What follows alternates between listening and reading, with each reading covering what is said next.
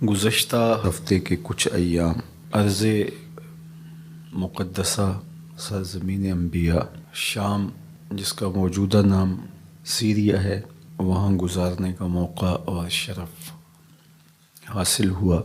یہاں جو لوگ بستے ہیں ان میں کثرت کے ساتھ لوگوں کا نسب نامہ کسی نہ کسی پیغمبر سے ملتا ہے، تو اس وجہ سے ان میں صبر، حوصلہ، متانت، سنجیدگی اور ظاہری صوری حسن، جمال، خوبصورتی، زبان و بیان کی فصاحت، یہ سب کچھ ان کو ورثے میں ملا ہے۔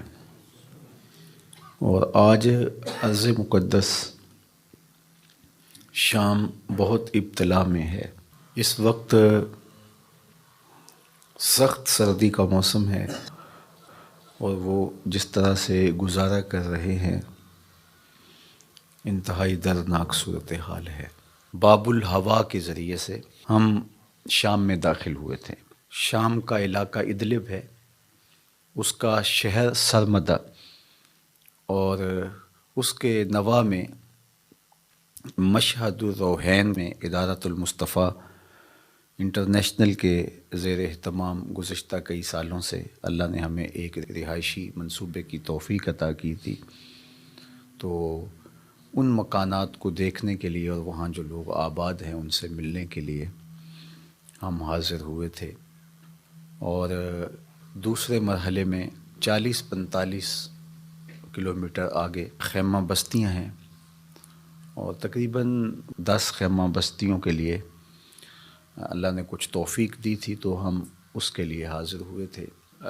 زبان بھی تھوڑی ساتھ نہیں دیتی کہ میں کہوں کہ ہم ان کی مدد کرنے گئے تھے، وہ تو خود پیغمبروں کی اولاد ہیں اور بڑے صابر اور شاکر لوگ میں نے دیکھے ہیں، اور بہت بری حالت ہے۔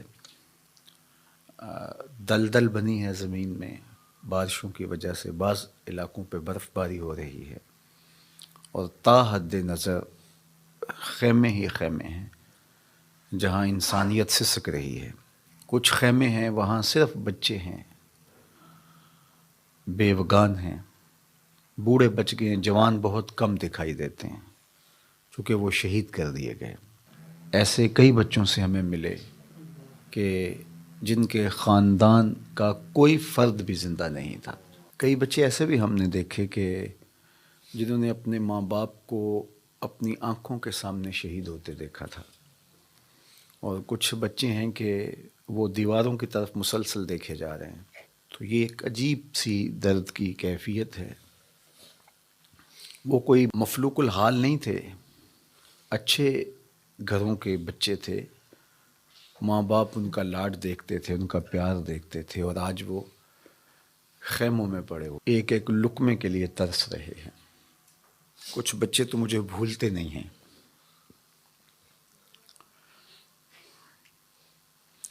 کچھ بچے ہاتھ پکڑ لیتے تھے، چھوڑتے نہیں تھے۔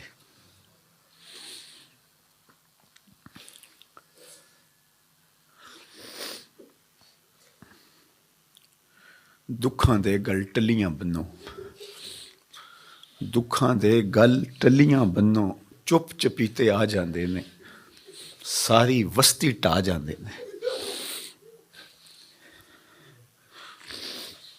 کچھ منظر ہوتے ہیں جو الفاظ کے ساتھ بیان کر دیے جاتے ہیں، اس کا نقشہ کھینچ دیا جاتا ہے، لیکن کچھ مناظر جو آنکھیں دیکھتی ہیں ان کو بیان کرنے سے زبانیں قاصر ہوتی ہیں۔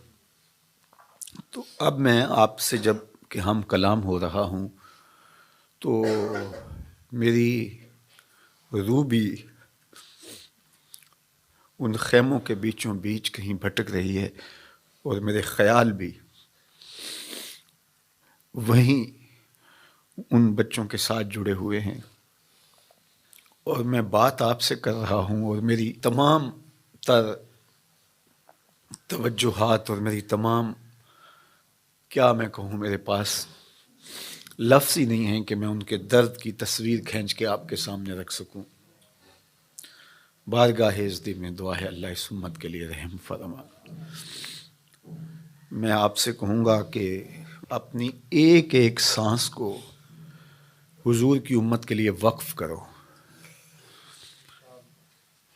یہ طے کر لو کہ ہم ساری زندگی حضور علیہ السلام کی امت کے مجبور اور لاچار لوگوں کو کھڑا کرنے کے لیے اللہ تعالیٰ کی طرف سے دی ہوئی استطاعت کے ساتھ پوری زندگی بسر کریں گے. اللہ نے ہمیں بڑا کچھ دیا ہوا ہے. آج ہمارے گھروں کے اندر کتنی آسودگی ہے. ہمیں 3 وقت کا برابر کھانا نصیب ہے. تو یہ ہمیں سوچ لینا چاہیے کہ ہمیں اپنے لیے اب نہیں سوچنا، ہم نے حضور کی امت کے لیے سوچنا ہے. اور میرے بزرگ فرمایا کرتے تھے کہ جو حضور کی امت سے پیار کرتا ہے اللہ کے رسول اس سے پیار کرتے ہیں. آپ میرے بچوں سے پیار کریں تو میرے دل میں آپ کے لیے محبت پیدا ہوتی ہے کہ نہیں ہوتی؟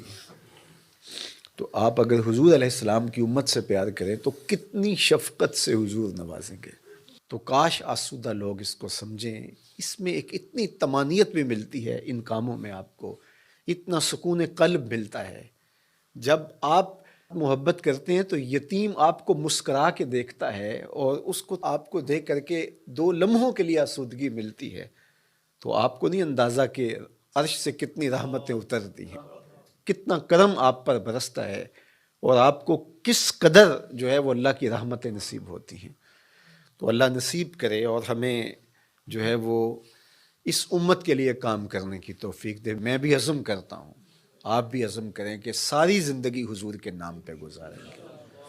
ساری زندگی حضور علیہ السلام کی امت کے لیے، حضور علیہ